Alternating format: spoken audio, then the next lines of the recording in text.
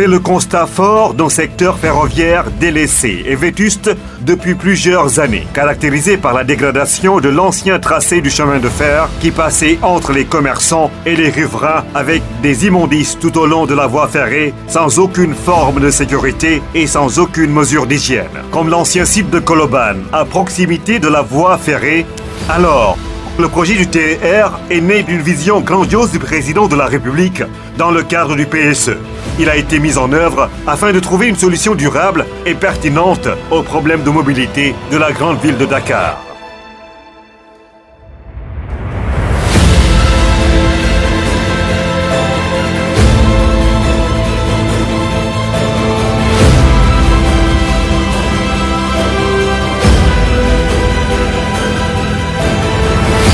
Un projet titanesque qui a mobilisé plus de 8000 experts, techniciens et plus de 200 ingénieurs qui ont contribué à la définition et à la mise en œuvre d'une conception complexe aux standards internationaux les plus pointus de la technologie ferroviaire, et cela depuis une base vie construite à Bargny, regroupant tous ces experts de différents métiers travaillant jours et nuits pour la bonne marche de ce projet emblématique.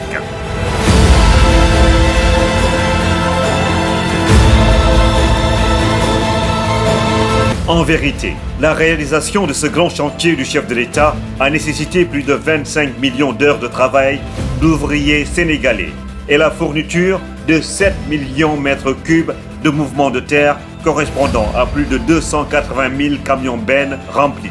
300 000 mètres cubes de ballast, 300 000 mètres linéaires de rails, 20 800 tonnes d'acier,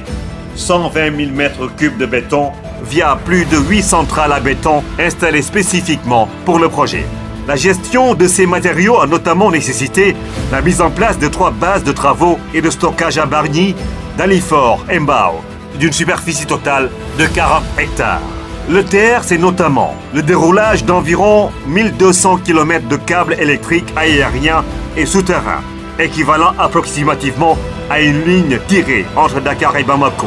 L'installation de plus de 1800 poteaux caténaires pour assurer la traction électrique de la ligne. La construction d'une sous-station électrique de 25 000 volts comprenant 3 transformateurs de puissance, plusieurs équipements électriques de protection pour garantir une compatibilité avec les trains bimodes. L'installation de 7 tours GSM-R pour garantir les liaisons de télécommunications dans le cadre de la mise en place d'un système d'exploitation AirTemps niveau 2. Plus de 1 700 000 m3 de travaux de terrassement nécessitant parfois des déblais de plus de 8 mètres de profondeur pour prendre en charge la problématique des argiles gonflantes. Le dévoiement de plus de 40 réseaux électriques de télécommunications et d'assainissement existants sous la plateforme et le déplacement de plus d'une dizaine de postes électriques le long du tracé. L'installation d'environ 100 km de réseaux d'assainissement, fossés, caniveaux, collecteurs drainants, le long du tracé afin de garantir une gestion des eaux pluviales. L'installation de 2 voies à écartement standard et une voie à écartement métrique comprenant des voies d'évitement, de garage, de dépassement et nécessitant des activités de bourrage, de nivellement des voies et de soudure des rails qui ont mobilisé une flotte de plus de 600 équipements ferroviaires. La réalisation de plus de 28 passerelles piétons et 14 ponts-routes comparables chacun au projet du pont de l'émergence, permettant le rétablissement de la circulation des riverains de part et d'autre de la plateforme ferroviaire en toute sécurité. La construction de 72 km de murs de clôture défensive de part et d'autre de la plateforme ferroviaire afin de garantir la sécurité des riverains quant à l'exploitation du train roulant à 160 km/h à 25 000 volts d'électricité. La construction d'un site de maintenance du matériel roulant sur une superficie de 7 hectares qui a nécessité la construction de 7 différents bâtiments pour l'entretien et la maintenance des trains via plusieurs équipements de maintenance lourds comme des ponts roulants, colonnes de levage, tours en fosse, etc. Notamment leur nettoyage via une station de lavage dédiée et la gestion et l'exploitation des trains à distance sans fil depuis le poste de contrôle et de commande PCC. La conception et la fabrication de 15 trains bimodes. L'assemblage final des trains s'est déroulé sur le site de maintenance du matériel roulant de Colobane à Dakar ainsi que les essais statiques et dynamiques. La réhabilitation entière aux standards actuels de 2 gares classées patrimoine historique, celle de Dakar et celle de Rufisque, construites depuis 1885, et cela en conservant toute l'architecture et les composantes principales des bâtiments. De plus, un bâtiment moderne d'extension et des espaces parking ont été construits pour chacune de ces gares historiques afin de garantir la fluidité du trafic des passagers attendus.